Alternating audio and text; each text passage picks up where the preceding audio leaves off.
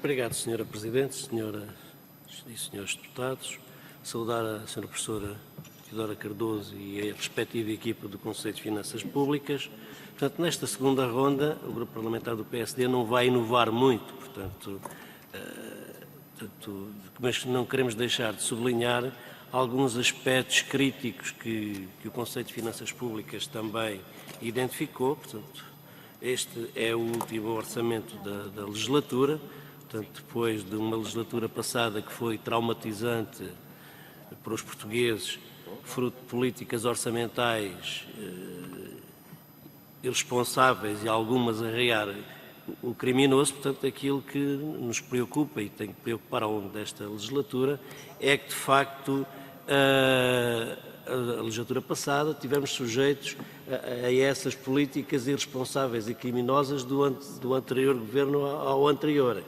Portanto, se fique bem claro, e ainda bem que o Sr. Deputado enfatiza essa questão, portanto, porque, de facto, aquilo que se verifica e estes riscos, portanto, é equacionar-se, de facto, aquilo que está a ser feito nesta legislatura, portanto, é criar condições para o potencial crescimento da economia, que haja políticas orçamentais prudentes e que se olhe com atenção para a evolução das despesas rígidas. Portanto, e aquilo que nós analisamos ao longo desta legislatura é que cada um dos orçamentos tem sido um exercício de curto prazo. Portanto, cada um dos orçamentos tem sido um orçamento que, de facto, tem sido insuficiente em relação àquilo que são os indicadores estruturais e de fundo que permitem que as três premissas identificadas há pouco se concretizem.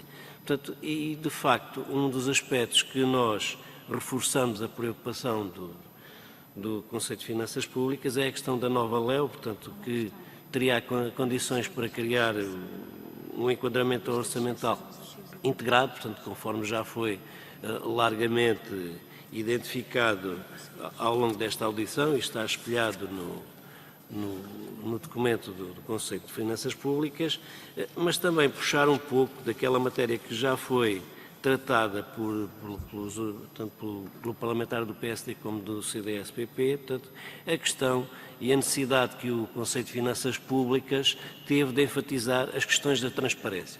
Portanto, ao longo dos diferentes debates, portanto, o Sr. Ministro das Finanças tem-se congratulado, tem fazendo ponto de honra da questão deste Governo não ter apresentado orçamentos retificativos.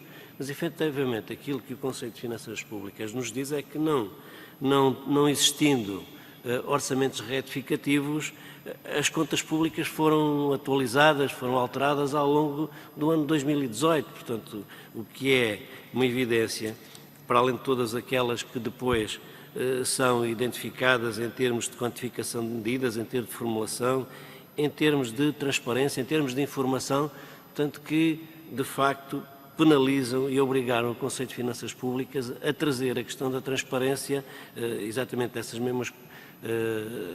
mesmas contas, para o Orçamento de Estado. E de facto, muitas das dúvidas, dos riscos, que perpassam ao longo do vosso parecer, nós acompanhamos-los, portanto, e estão bem claras na nossa preocupação e o resultado final que nós poderíamos dizer no final deste processo, portanto, no final desta legislatura, como saldo no último orçamento, era se de facto Portugal está melhor preparado do ponto de vista económico e financeiro quando se der, portanto, e nós temos consciência disso, a inversão do ciclo económico. Portanto, se neste momento, em função do não acautelar de alguns destes aspectos, que alguns deles são riscos, mas outros são claras ameaças, se de facto é aquilo que nos aponta o próximo Orçamento de Estado, não é um corredor de risco que devemos todos evitar, particularmente os partidos da oposição que têm essa responsabilidade em especial. Obrigado, Sr. Presidente.